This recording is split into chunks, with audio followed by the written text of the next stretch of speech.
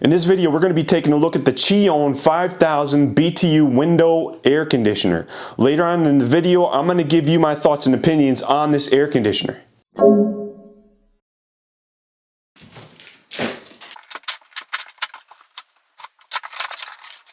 The unboxing and setup was very straightforward. You have the manual, you have the foam that allows you to stuff in the top of the window so the insects can't get in.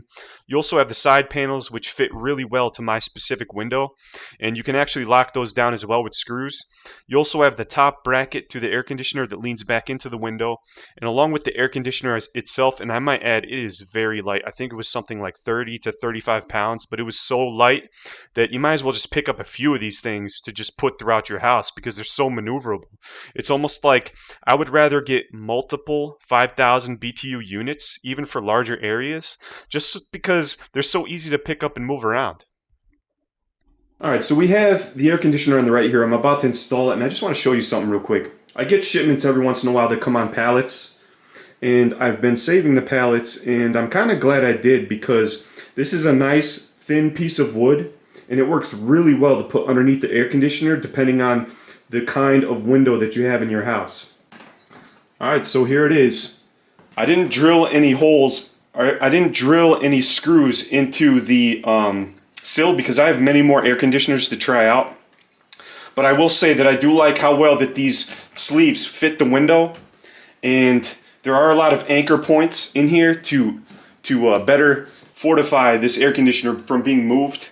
It also comes with a bunch of foam and stripping that you could put around the air conditioner for anti-vibration, and also on the top here of this window they give you extra foam where you can stuff it in between the windowsill here so that no bugs can go up through here and then just go up through the window.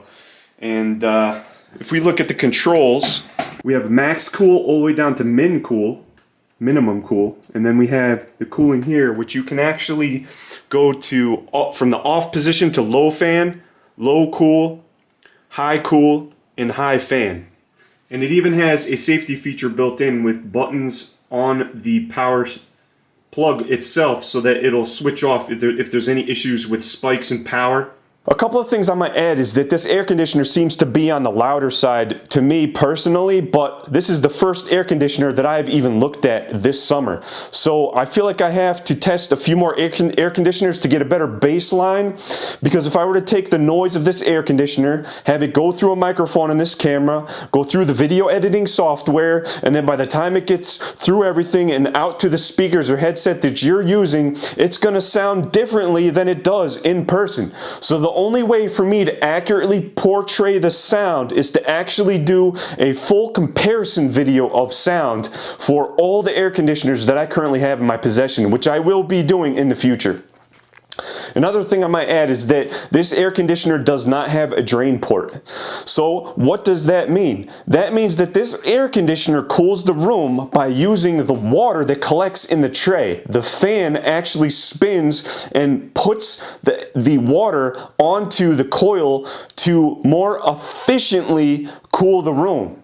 So as a result, in my opinion, the air in the room on a high humidity day, you're going to feel the humidity still. However, it is going to cool down the air. But just know, if you were to take the air conditioner out of the window to bring back into your house, you run the risk of spilling water all over the place.